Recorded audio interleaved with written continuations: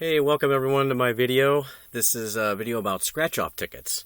And it's going to probably be, it will be a multi-part series because I think there's too much to talk about in one video. I know that sounds a little strange because they're just scratch-off tickets, but as you'll see, there's a lot going on here with this game, and I think I'm going to be able to give you some really cool videos on the game and how to play better, and make it something that you can actually try to play with a strategy. And that's something might sound strange. My name's Bill Koza. I live in Illinois, as you'll see, and up on the screen right now is just a breakdown of what we're going to talk about in this first part. So let's start going through this. So welcome. And why are we going to do these videos? Why do I want to do these? Number one is awareness. I want you guys all to see what's going on with this game. There's some scandals. There's some interesting facts about the game that I think you'll find helpful. The other reason is because I have a theory of a way to play this game where it is an actual strategy. And part of the reason why I want to put it out there is because, as you'll see, I can't do it myself. The only way I can test this theory is if everybody knows about it. It sounds a little counterintuitive because if you got a secret to winning a lottery, you might think you want to keep it a secret. In my case, I've realized that there's no way to test this theory on my own, and you'll find out why in one of these future videos. One thing is that through this process, it led me to be part of a Tribune article that came out. I'll talk about that in a subsequent video, and then I'm going to kind of go through my theory and how my thought process and how this all started.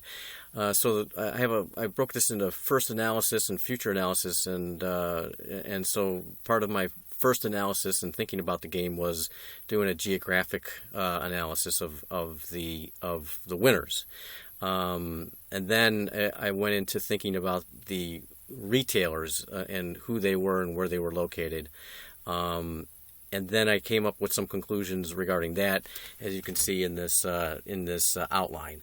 So let's get started. So the first thing I did was, in my first analysis, was to hop over to Illinois Lottery. I'm sure this is the same in many states. So that's the other thing to keep in mind. A lot of this is going to apply to all the states that have scratch-off tickets. The screens and the information will be different. Some states give more information than others, but I think that most of these states have a lot of the same type of information. So the first thing I did was went over to the Illinois Lottery website in their winners gallery, and they show these pictures of the people that have won, and it's really cool. But then they come over here and they have a winners over $25,000. And they tell you the game number, the name of the game, and who the winner was and where the ticket was sold. And there are quite a few pages, as you can see down here. And my goal was to figure out how to get this information in a way that I can actually analyze it. So a little bit of copy and pasting of this into Excel. I was able to, I know you think it might be a little crazy, but I was able to get the information into a format. When you copy and paste it, it comes over really kind of not very user-friendly because it's all in different rows and things like that. So if you know a little bit about Excel, there's a formula that'll help you collate the information into rows and columns that you can use to analyze it a little bit different. So I took there's 1,040 different data points here that I used, and you can see it's all broken down by state and city and the prize. And there had to be some cleanup in that, so because some of the winners were not numbers, they were just like $10,000 a week for life. So it said that, and so I just put $1 million or something like that because it didn't matter for my purpose. I just wanted it to be broken down into categories that of top prizes. So the actual prize didn't really matter as much as if it was $1 million or more. So then what I did was I created a map. Microsoft has a map that can turn all the data points into that you have into a map, and it's really cool. And you can see, so here's 1,040 different winners, the location of these, and as you can see, obviously the great majority of the winners are in the Chicago metro area, which is no surprise because they're heavily populated. So, and if I turn this into a little heat map, you can kind of see the concentrations of where the winners are. To me, this in itself was interesting because I wanted to know, where are they all coming from? Where are the winners? And it's illuminating in some respects, because obviously big winners in the city of Chicago, but out in the suburbs I see there's a concentration of winners as well, south of east of O'Hare, south of I-90 expressway, and this little quadrant here.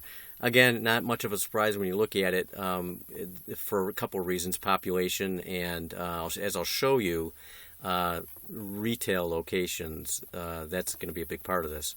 So one of the things that I thought was really interesting when I did this analysis was, I said, where are the tickets being sold? How do I figure that out?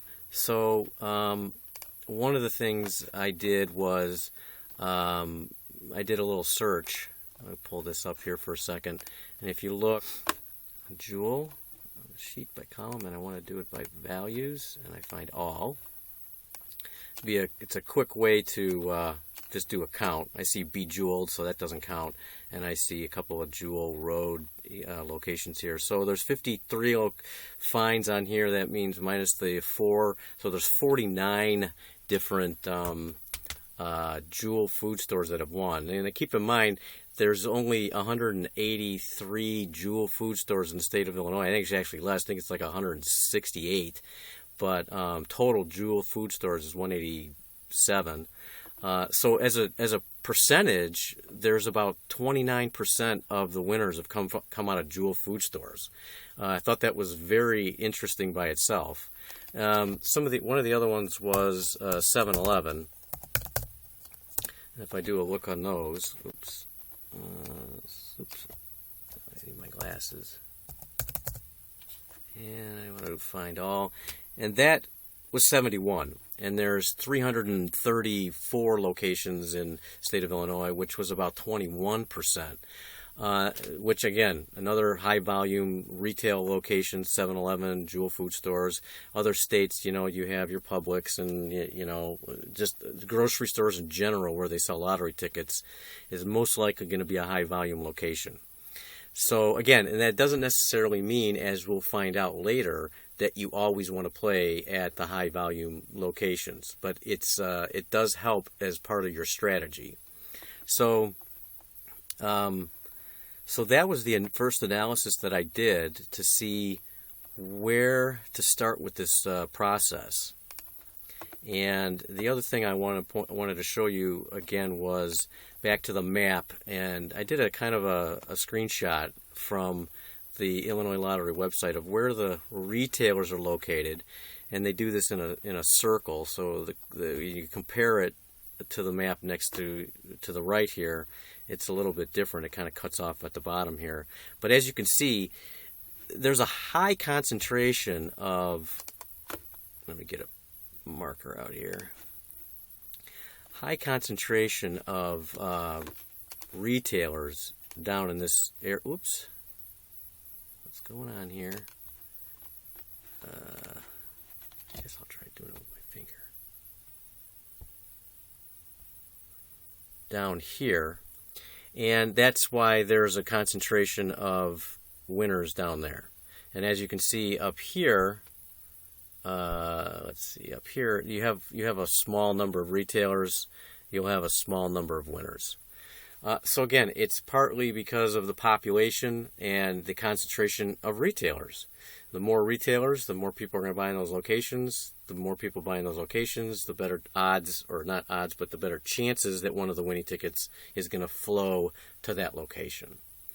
So I thought that was pretty interesting, and I think that's what where I'm gonna stop on this video. The next video is going to get into more details on how this all evolved in the analysis. But thank you very much. Looking forward to the next video.